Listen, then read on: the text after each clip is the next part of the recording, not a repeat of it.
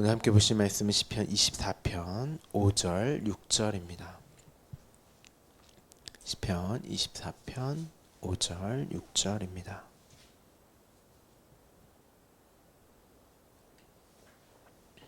함께 봉독하겠습니다. 그는 여호와께 복을 받고 구원의 하나님께 의를 얻으리니 이는 여호와를 찾는 족속이요 야곱의 하나님의 얼굴을 구하는 자로다. 아멘.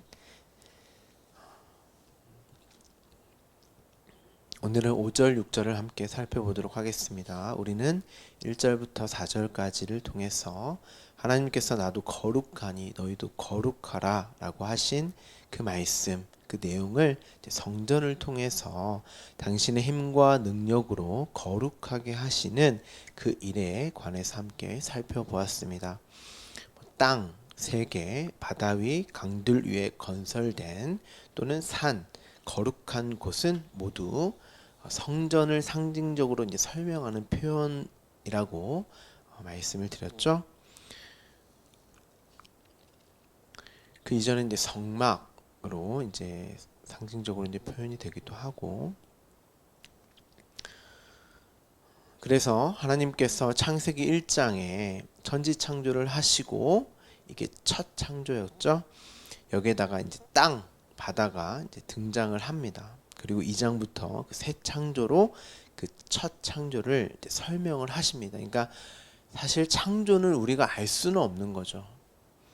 우리가 그 창조를 알기 위해서, 그게 무엇인지를 알기 위해서 이제 새 창조로 다시 이제 설명을 하시는 것입니다. 그 2장부터 이제 산, 강이 등장을 합니다.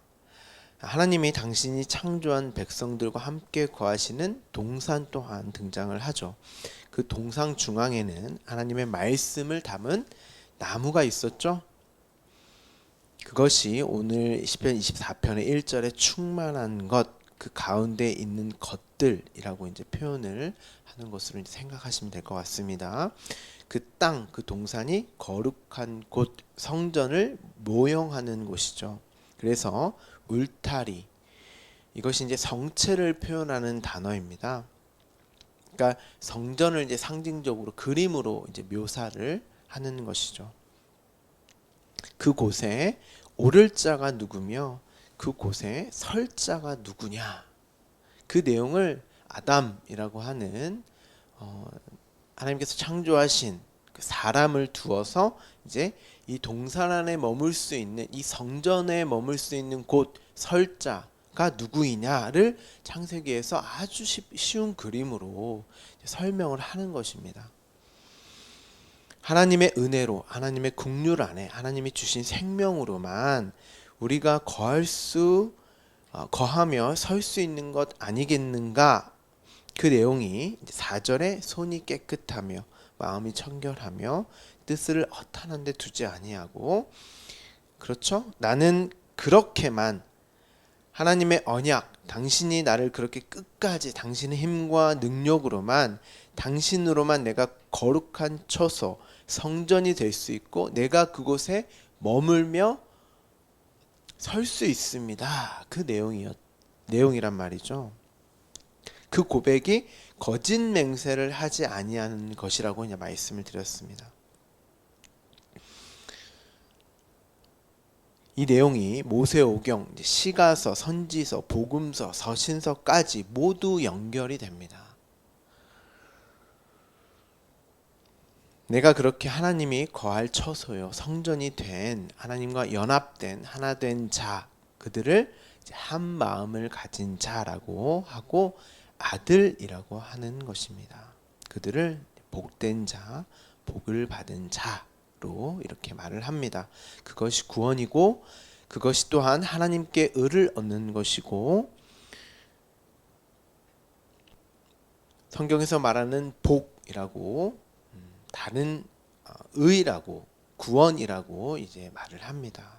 그래서 오늘 본문에 보시면 5절부터 여호와께 복을 받고 구원의 하나님께 의를 얻고 이렇게 내용이 이어진단 말이죠. 그러니까 사실 성경은, 시편은 굉장히 은유적으로, 이제 비유적으로, 이제 상징적으로 또는 함축적으로 이렇게 되어 있는 내용이지만, 사실 그 내용을 보면 너무나도 명쾌하고 명료하며 사실은 너무 쉬운 내용이에요.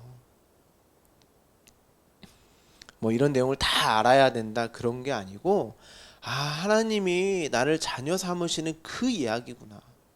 하나님 당신이 나에게 사랑, 긍휼, 은혜를 베푸시는 그로 내가 당신이 거할 처소, 함께 거할 백성이며 자녀며 아들이구나. 그 이야기예요. 우리가 차근차근 다시 한번 살펴보도록 하겠습니다. 오늘 본문을 보시면 그가 여호와께 복을 받을 것이다. 이렇게 말을 합니다. 시편의 핵심을 딱 한 단어로 말을 하라면 복입니다. 복. 그래서 시편 1편에 복 있는 사람은 이로 이렇게 시작을 했었죠. 그 복이 있는 사람이 인생 속에서 겪게 되는 그 인생 전부가 복이란 말이에요. 그런데 복은 이미 받았어요. 언제 받았습니까? 창세전에 받았습니다. 그런데 그 복이 무엇인지 우리가 알 수 있는 방법이 없단 말이에요. 왜냐하면 그 복의 실체는 하나님이신데, 우리가 하나님을 알 수 있는 방법이, 하나님을 복으로 여길 수 있는 방법이, 하나님을 아버지로, 하나님을 목자로, 하나님을 나와 함께 하시는 그 하나님으로 우리가 알 수 있는 방법이 없단 말이에요. 그분만 거룩하신 분이기 때문에, 거룩의 뜻이 이제 구별됨이라고 이제 말씀을 드렸잖아요. 그러니까 우리와 구별된 분이시기 때문에 우리의 힘과 능력으로 피조물인, 없음인, 티끌이어 먼지에 불과한 우리가 존재시며 있음이며 생명의 근원이신, 사실 이런 표현도 하나님을 형용할 수 있는 그런 표현은 아닙니다. 그렇지만 우리가 알 수 있는 방법이 없기 때문에, 표현할 수 있는 어떤 것이 없기 때문에 이제 그렇게 이제 표현을 하는 것이죠. 그 하나님을 알 수 있는 방법이 없어요. 우리 측에서는 어떠한 방법으로도 그 하나님을 하나님으로 복으로 여길 수 있는, 생명으로 여길 수 있는 방법이 없단 말이에요. 그렇기 때문에 거룩하신 그 분이 없음인 우리에게 찾아오시는 방법으로만 우리가 하나님을 알 수 있는 방법이 없다는 것입니다. 그렇게 되면 우리가 거룩함이 되는 것이고, 그것을 바라크, 구약에서 너무 많이 나오는 단어예요. 바라크, 복이라는 단어는 그것이 복이라는 거죠. 그리고 그 복, 이 바라크는 이제 본질적인 복이에요. 그 복을 복으로 여기는, 복으로 깨닫게 하는 인생의 여정과 삶의 여정을 또 복이라고 하는데, 이 복은 또 다른 단어예요. 히브리어를 보면 아쉐르라고 하는 시편 1편에 나오는 그 단어는 또 다른 단어예요. 그러니까 복 있는 자들은 그 본질적인 복을 받아서 그 복이 무엇인지를 알아가는, 인생과 삶의 여정 전부를 또 복이라고 하는 거예요. 여러분의 인생 삶, 지금의 삶이 복 맞습니까? 난 너무 가난한데요. 나는 지금 너무 병들어 있는데요. 내 마음과 내 생각과 너무 피폐한데요.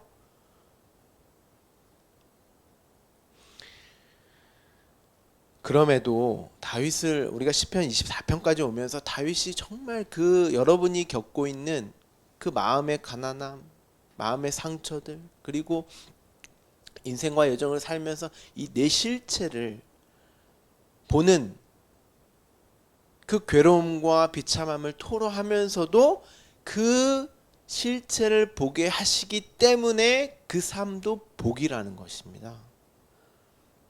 여러분이 왜 피폐하고 마음이 늘 불안하고 내 생각이 늘 나에게 매여 있고 또 주어진 상황과 환경으로 왜 복으로 여기지 못하는, 왜 그렇습니까? 진짜 복이 무엇인지를 내가 모르기 때문이에요. 여러분이 복으로 여기고 싶어하는 그 많은 것들이 진짜 복이 아니란 말이에요.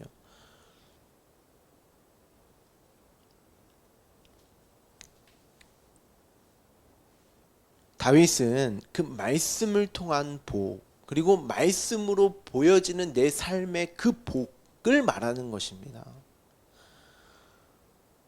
그렇기 때문에 우리도 진짜 복은 말씀으로밖에 알 수 있는 방법이 없어요. 그 길이 없단 말이에요. 오늘 본문 5절에 복은 하나님이 나에게 찾아오셔서 내가 거룩한 성전이 되는 그 복의 실체를 말하는 것이고, 시편 1편부터 그 아슈에르 다윗의 인생의 여정 속에서 그 복을 복으로 여기게 하시는, 그러면 내가 다른 것을 복으로 여기면 안 된단 말이에요. 나까지도, 내 어떠함까지도.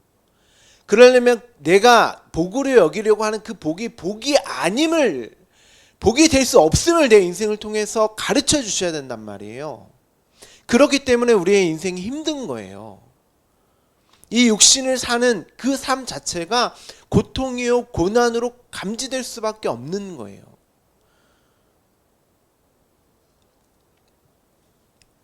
다윗의 그 인생의 여정 속에서 그렇게 자신을 만들어 가시는 그 복을 통해서 깨닫게 되는, 그로 자신이 복 있는 자가 되었다는, 어떻게 해요? 하나님이 나에게 찾아오심으로, 하나님이 나의 아버지 되심으로, 하나님이 나의 목자 되심으로, 하나님 당신이 나에게 늘 생명을 공급해 주시는 그 하나님으로 여기게 하시는 그 복을, 구원의 현실을 복으로 표현을 하는 것입니다. 그래서 구원에 하나님께 의를 얻을 것이다. 하나님 당신이 찾아오셔서 회복해 하시는 그 의.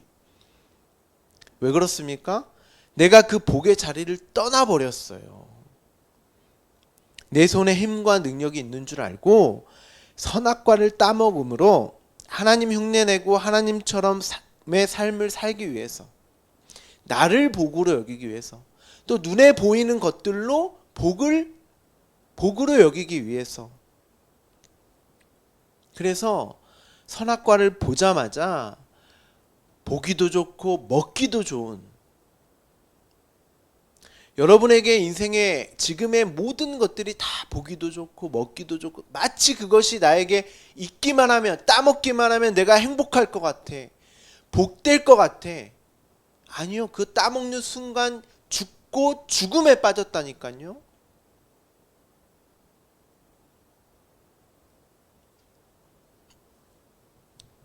그게 마음의 불결이란 말이에요. 먹은직하고 보암직도 하는 그 마음, 그렇게 볼 수밖에 없는 자신의 실체.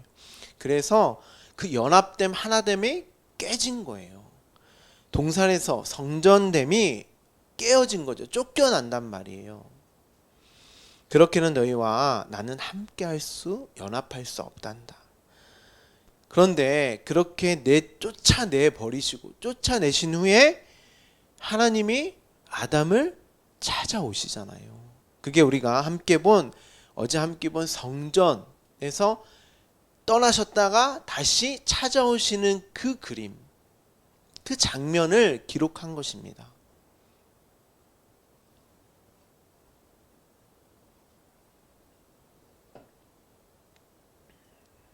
하나님이 당신의 의, 끝없는 사랑과 그 하나님의 하나님 되심, 당신의 생명을 끊임없이 백성들에게, 자녀들에게 부어주셔야 하는데, 왜냐하면 그게 하나님의 의니까.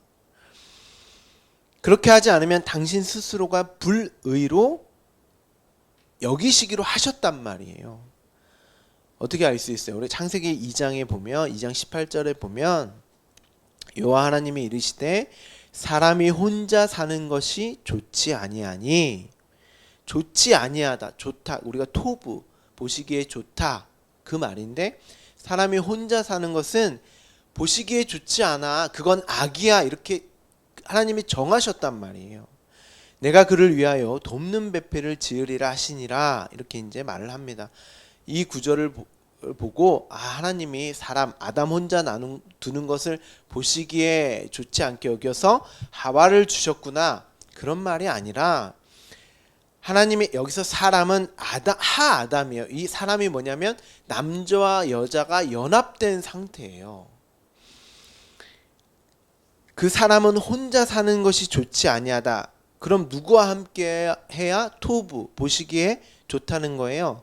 하나님과 함께 연합된 하나 되어야 그게 선이에요. 그게 보시기에 좋다는 거예요. 그것이 하아담 사람에게 알게 하시기 위해서 사람을 남자와 여자로 창조하시고 연합이라는 개념 신랑과 신부 혼인이라는 것으로 설명을 하신단 말이에요. 우리가 하나님과 연합됨을 알 수 있는 방법이 없어요. 그러면 어떻게 해야 돼요? 인생과 역사 속에서 남자와 여자로 창조하시고 이 결혼이라고 하는 혼인이라고 하는 것으로 연합을 하나님이 설명을 하시고 그렇게 해야 진짜 선함이야. 보기에 좋아. 그리고 말씀을 통해서 신랑을 예수 그리스도 하나님과 신부인 교회로 말씀을 하시잖아요. 그런데 그 연합됨 하나됨이 되지 못하면 반드시 죽는 거야. 본래는 죽고 죽으리라요. 그 하나님의 동상 안에서 내가 하나님의 그 피조물의 자리에서 그 하나님을 신랑으로 나에게 신랑은 뭐예요? 나에게 생명을 준 그래서 하와가 신랑의 갈비뼈로 그런 방식으로 탄생이 되잖아요.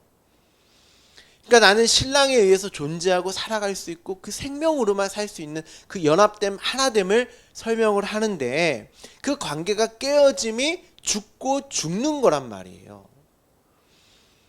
내가 하나님을 떠난 상태 신랑과 함께하지 못한 상태 내가 내 힘으로 살아가는 그 자체가 죽고 죽음이에요. 그런데 이 죽고 죽으리라가 어떻게 바뀝니까? 우리가 너무나도 잘 알고 있는 야베스의 기도 복에 복을 더하사 이게 바라크라고 하는 그 본질적인 복이에요. 우리가 이제 여러 집안에도 있고 사업장에도 있고 복에 복을 더하사 이런 이 말씀을 굉장히 많이 이제 액자로 걸어 놓으시잖아요. 이 내용을 여러분 아시고 걸어 놓으시는 거예요? 하나님이 찾아오셔서 죽고 죽을 수밖에 없는 우리에게 복에 복을 더하셔서 우리가 있어야 할 자리로 회복해 하셨어요. 단순히 직장의 어떤 번영과 번창과 우리가 가정을 이루고 번성하고 이게 복이 아니란 말이에요. 하나님이 나에게 찾아오셔서 내가 거룩함 하나님 당신의 거할 초소로 회복되는 거. 죽고 죽을 수밖에 영원히 죽을 수밖에 없는 그 사망에 있을 수밖에 없는 우리가 복에 복을 더하심으로 말미암아 내가 산자가 되는 것.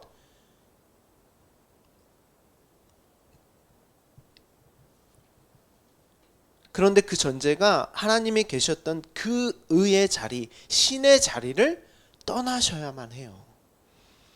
우리를 찾아오시려면 당신이 불의가 되셔야 한단 말이에요. 신의 자리에서 내려와서 우리와 연합하셔야 하니까. 왜냐하면 당신도 독처하면 안 돼요. 당신 스스로도 이제 당신이 창조하신 당신의 신부와 함께해야 그게 선이라고 하셨기 때문에 당신이 혼자 계시면 그게 불이에요, 여러분.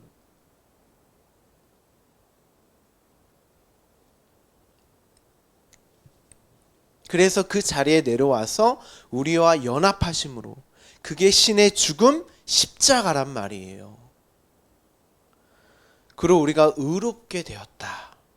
하나님이 우리를 찾아오셔서 당신의 생명으로만 살 수 있고 우리가 있어야 할 자리로 회복하게 하심으로 다시 하나님의 생명으로만 사는 거룩하게 하시는 그 의를 얻게 된 것입니다. 또한 하나님도 하나님의 의, 당신의 생명과 사랑을 마음껏 우리에게 부어주실 수 있는 의가 충족이 되는 것이란 말이죠. 그게 선이다. 이 내용이 오늘 본문 5절의 내용입니다. 그게 복을 받는 것, 의를 얻는 것이고 앞서 우리가 거룩하게 되는 것입니다. 그 자가, 그 복을 받은 자, 그 의롭다 여김을 받은 자가 6절에서 무엇을 합니까? 여호와를 찾는다, 구하다. 이게 원문을 보면 예배하다입니다. 우리가 그 사실을 복으로 여기게 되면 무엇을 찾고 무엇을 예배하겠어요? 그 복만을 구하겠죠. 그 의를 구하겠죠. 하나님만, 그 생명만을 구하지 않겠습니까? 내가 이제 하나님께 나를 산자로, 하나님께 연합할 수 있는 나로 여기며 하나님께 나를 드릴 수 있는 그 예배를 드리지 않겠습니까?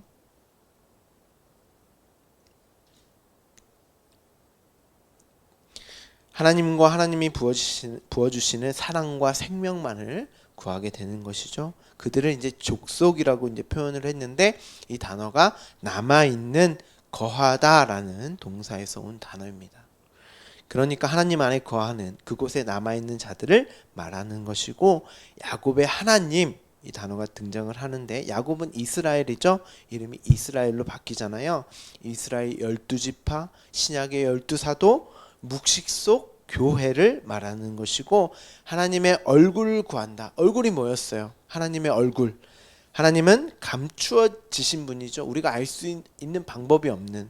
그래서 하나님 스스로가 당신의 백성 자녀들에게 계시하지 않으시면 그 하나님을 알 수 있는 방법이 없는데, 그 감추어진 하나님이 당신을 밝히 드러내시는, 나타나게 되는, 그게 뭐예요? 말씀이죠.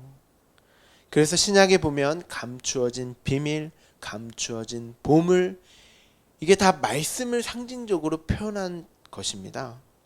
하나님의 얼굴은 말씀이에요. 말씀. 하나님의 얼굴이 어디 있어요? 하나님의 얼굴 없단 말이에요. 우리가 하나님의 뭐 인자신, 뭐 수염을 기르시고 뭐 흰색 머리가 그 얼굴이 아닙니다. 하나님의 얼굴이 없어요. 말씀이에요. 말씀. 그 말씀만을 구하는 자로다. 그 말씀이 생명이기 때문에. 여러분은 지금 그 복을 받고 계십니까? 아니, 이미 나에게 그 복이 주어졌음을 인생을 통해서, 지금 주어진 삶을 통해서 보고 계십니까? 말씀을 통해서 보고 계세요? 구원의 하나님으로부터 의를 얻고 계십니까? 끊임없이 하나님을 알게 하시는 그 말씀에 붙들려 있고, 그로 생명을 공급해 주시는 그 하나님을 보고 계십니까? 하나님의 얼굴, 말씀을 구하고 계세요? 그렇게 하나님이 나를 귀하게 당신의 자녀로, 아들로 여겨주시는데 내가 어떻게 나를 함부로 대할 수 있겠습니까? 여러분도 여러분 자신을 귀하게 여겨주세요. 말씀을 매일 들려주시고, 그리고 그 말씀으로 나의 살아있음을, 그 생명됨을 늘 확인시켜 주시고, 그 말씀을 찾는, 또한 내가 하나님 안에 있음을 끊임없이 들려주십시오. 그래서 우리가 어제 찾아봤죠? 말씀과 거룩하게 되는 것은 말씀과 기도밖에 없다. 그리고 복되신 하나님을 알게 하시기 위해서 허락된 나의 인생과 삶 또한 복이라고 하지 않았습니까? 그렇다면 그 복된 삶을 복으로 여기시며 내 몸과 생각과 마음까지도 그들 말씀 안에 있음을 확인시켜 주세요. 그리고 여러분에게 허락된 이 인생을, 이 육, 생각, 마음, 이 전인적인 나라는 존재를 귀하게 여겨주세요. 운동도 하시고, 좋은 음식도 드시고, 몸에 해로운 거 하지 마시고, 네? 건강도 챙기시면서 또 좋은 생각과 마음을 먹도록 항상 말씀을 읽고 들으시면서 매 순간 삶을 복으로 여기시며 살아가시기를 간절히 바랍니다. 우리 함께 기도하겠습니다.